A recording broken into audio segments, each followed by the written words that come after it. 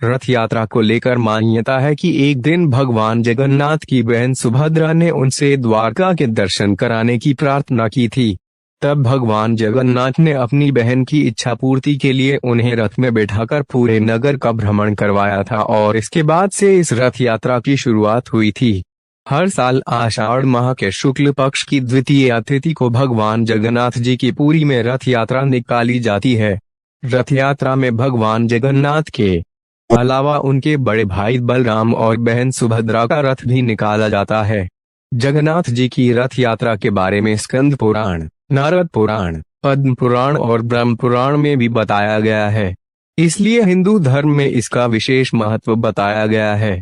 धार्मिक मान्यताओं के अनुसार जो भी व्यक्ति इस रथ यात्रा में शामिल होकर इस रथ को खींचता है उसे 100 यज्ञ करने के बराबर पुण्य प्राप्त होता है। 800 साल पुराने इस मंदिर में भगवान कृष्ण को जगत के नाथ जगन्नाथ जी के रूप में पूजा जाता है और इनके साथ उनके बड़े भाई बलराम और बहन सुभद्रा भी विराजमान है। रथ यात्रा में तीनों ही देवों के रथ निकलते हैं।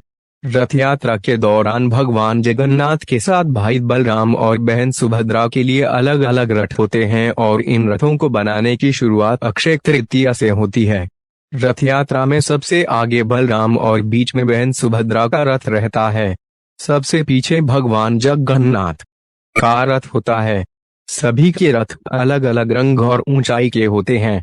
भगवान बलराम जी के रथ को तालक ध्वज कहा जाता है और इसकी पहचान लाल और हरे रंग से होती है। वहीं सुभद्रा के रथ का नाम दर्पदलन अथवा पद्म रथ है। उनके रथ का रंग काला या नीले रंग को होता है, जिसमें लाल रंग भी होता है। भगवान जगन्नाथ के रथ को नंदी घोष अथवा गरुड़ ध्वज कहा जाता है। इनका रथ लाल और पीले रंग का होता है। रथ हमेशा नीम की लकड़ी से बनाया जाता है, क्योंकि ये औषधीय लकड़ी होने के साथ पवित्र भी मानी जाती है। हर साल बनने वाले ये रथ एक समान ऊंचाई के ही बनाए जाते हैं। इसमें भगवान जगन्नाथ का रथ 45.6 फीट ऊंचा, बलराम का रथ 45 फीट और देवी सुभद्रा का रथ 44.6 फीट ऊंचा होता है। भगवान के रथ में एक भी कील या कांटे आदि का प्रयोग नहीं होता। यहाँ तक कि कोई धातु भी रथ में नहीं लगाई जाती है। रथ की लकड़ी का चयन बसंत पंचमी के दिन और रथ बनाने की शुरुआत अक्षय तृतीया के दिन से होती है। तीनों रथ के तैयार होने के बाद इसकी पूजा के लिए पुरी के गजपति राजा की पालकी आती है। इस पूजा अनुष्ठान को छर पहनारा नाम से जाना जाता है। इन तीनों रथों की वे विधिवत पूजा करते हैं और सोने की झाड़ू से रथ मंडप और यात्रा वाले रास्ते को साफ किया जाता है। रथ यात्रा ढोल, नगाड़ों, तुरही और शंख ध्वनि के साथ रथ को लोग खींचते हैं। जिसे रथ खींचने का सौभाग्य मिल जाता है वे महाभाग्यशाली माना जाता है। जगन्नाथ मंदिर से रथ यात्रा शुरू होकर 3 किलोमीटर दूर गुंडीचा मंदिर पहुंचती है। इस स्थान को भगवान की मौसी का घर भी माना जाता है।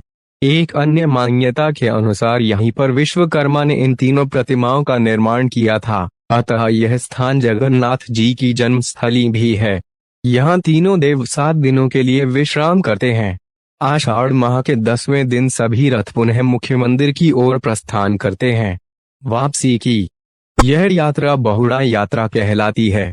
जगन्नाथ मंदिर पहुंचने के बाद वैदिक मंत्रोच्चार के बीच देव विग्रहों को पुनः प्रतिष्ठित किया जाता है। स्कंद पुराण में वर्णित है कि जो व्यक्ति रथ यात्रा में शामिल होकर जगत के स्वामी जगन्नाथ जी के नाम का कीर्तन करता हुआ गुंडीचा नगर तक जाता है वे सारे कष्टों से मुक्त हो जाता है। जबकि जो व्यक्ति जगन्नाथ को प्रणाम करते हुए मार के धूल कीचड़ आदि में लोट लोट कर जाता है वो सीधे भगवान विष्णु के उत्तम धाम को प्राप्त होता है। और जो व्यक्ति गुंडीचा मंडप में रथ पर विराजमान श्री कृष्ण, बलराम और सुभद्रा देवी के दर्शन दक्षिण दिशा को आते हुए करता है उसे मोक्ष मिलता है।